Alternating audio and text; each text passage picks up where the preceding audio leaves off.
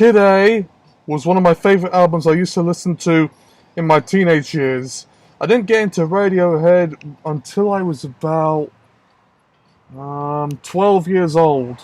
And since then I've started liking a lot of their music. Since they certainly have a strong ear for sounds and environments, and especially their electronic stuff is absolutely golden. I don't think it can be easily replicated. When I first heard Kid A, particularly, it was through one of my mother's friends who was living in Los Angeles at the time. We went on holiday, and he gave me a CD copy of Kid A, oddly enough. I was about 14, 13 years old, and we were just about to board the plane to head back to London Heathrow to go back home and do what we need to do. I was upset that I had to go to school, but he gave me that CD because he was curious that I was listening to that so many times because I like Idioteque, particularly for the music video where he's just dancing around doing like this. It's just absolutely golden stuff. Mnesia's also a pretty good album, but Kid A are the two particular albums has the upper hand. It's that electronic sound and experimentation that ultimately wins me over. I can listen to in limbo multiple times, and the title song Kid A and Tree Fingers, I feel like I'm transported into another world.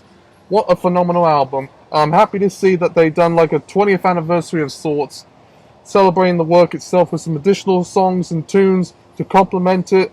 They put some additional versions of songs that were on the Mnesia and Kid A album to toyed it in a way where they used the lyrics from that song onto another sort of backing track going along with it, and then also some sort of untitled interludes here and there, an alt-fast track, which I think, in my opinion, were the highlights of that Kid A Mnesia 20th anniversary collector's edition, but not necessarily the true love way. It's little bits here and there. I think the electronic stuff is more interesting than the sort of alternative rock sort of guitar stuff, but that's not a problem with me.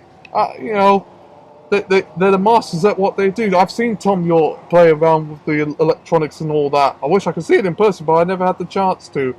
And he's a master at it. He would even rival Aphex Twin, Boards of Canada, and Mr. Scruff all to the punch. And he was influenced by those very musicians, Idioteque as well.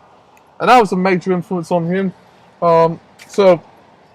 Yes, definitely a good job there, doing like a 20th anniversary on it. I would certainly recommend it to a lot of people, especially if you're strong fans of Radiohead and like that sort of weird, quirky Warp Records 1990s sound to it. Even if it isn't from Warp Records, you'd already get the idea there. I'm actually trying to find the CD of Kid A. I don't know if I have it here.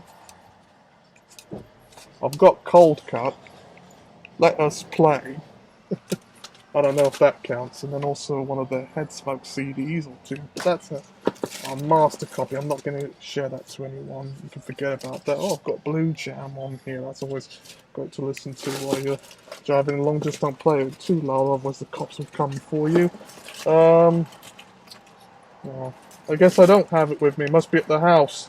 But don't worry, I'm going to play Idioteque and act like a complete twat while doing it. Stay tuned. I'm actually filming this on the webcam on my computer, see how it goes there. And for anyone who's asking as well, hey, are you going to go see the Chucky miniseries or Cowboy Bebop? No, that's not going to happen. You can forget about it. But let me just improvise. Why this album so great? Why there needs to be a 20th? Thank goodness.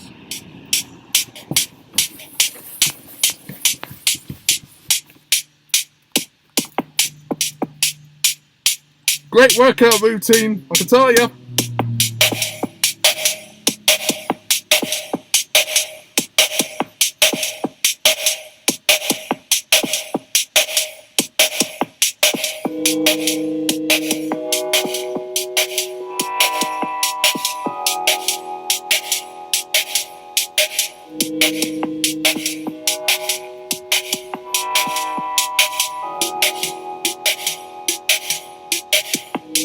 Okay, let's get to all the best.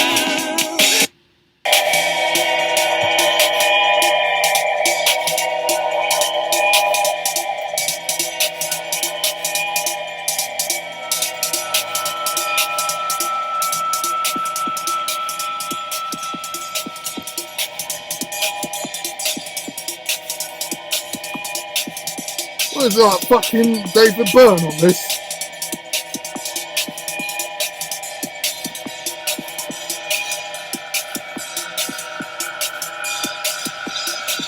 Okay, that's enough for the night.